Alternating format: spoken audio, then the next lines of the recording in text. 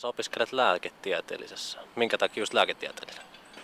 No en tiedä, se valinta tuli jossain siinä lukion tienoilla, että se tuntuu vaan oikealta ratkaisulta ja hyvältä polulta. Ja tässä niinku pienen jään urheilu, niin tässä kumminkin pystyy lähteä semmoiselle polulle, että sieltä pystyy esimerkiksi urheilulääkäriksi tulemaan, niin se on niinku jotenkin lähellä sydäntä vaan ja tuntuu oikealta valinnalta.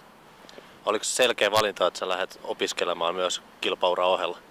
Joo, kyllä mä ihan selkeä juttu, että halusin vielä panostaa urheiluun nyt kun on nuori ja aikaa on, niin kyllä en mä sitä epäröinyt yhtään, että tässä jatketaan painia vielä kumminkin pitkään. Että se oli sitten pikku suunnitteluprosessi edessä, että mitä tämä homma tullaan tekemään. Kuinka vaikea on sovittaa aikataulu yhteen sitten?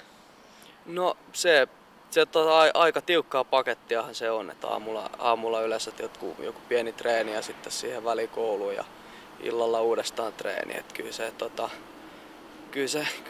sä vaan hyväksyt sen, että se on sun päiväohjelma, niin siihen tottuu aika nopeasti. Että ei se sinänsä enää miltään hirveän pahalta tunnu.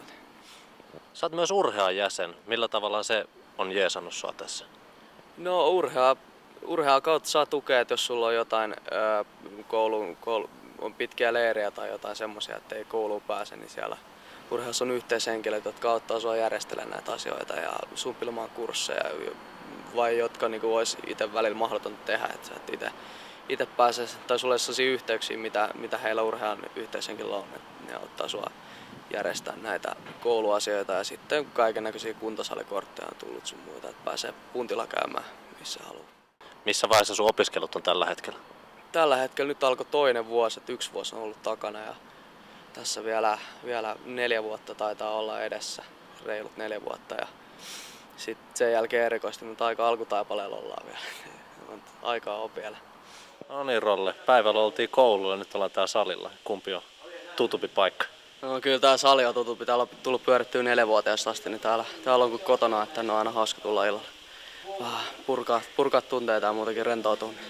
No isä oli valmentaja, sinne mentiin 4-vuotiaan pyörimään, vaikka muut oli vähän isompia, mutta en ole epäröinyt kertaakaan, että kyllä se on tuntunut ihan omat jutulta siitä asti koko ajan.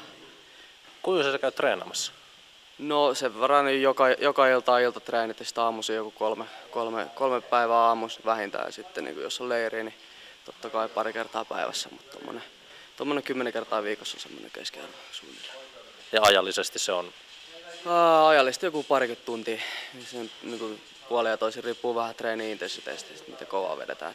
Joskus saattaa vetää kovempaa, niin silloin vähän vähemmän aikaa, mutta sitten taas rasitus on paljon kovempi. Mitkä sun tavoitteet on painijana? No totta kai siis painissa niin olympialaista on aina se iso juttu, että siellä olisi ensinnäkin hieno päästä joskus painimaan ja sitten menestyykin siellä. Mutta niin kyllä arvokisamitali olisi hieno homma ihan niin kuin EM- tai MM-kisoistakin, että joku tämmöinen isommissa kisoissa pärjääminen olisi hieno homma.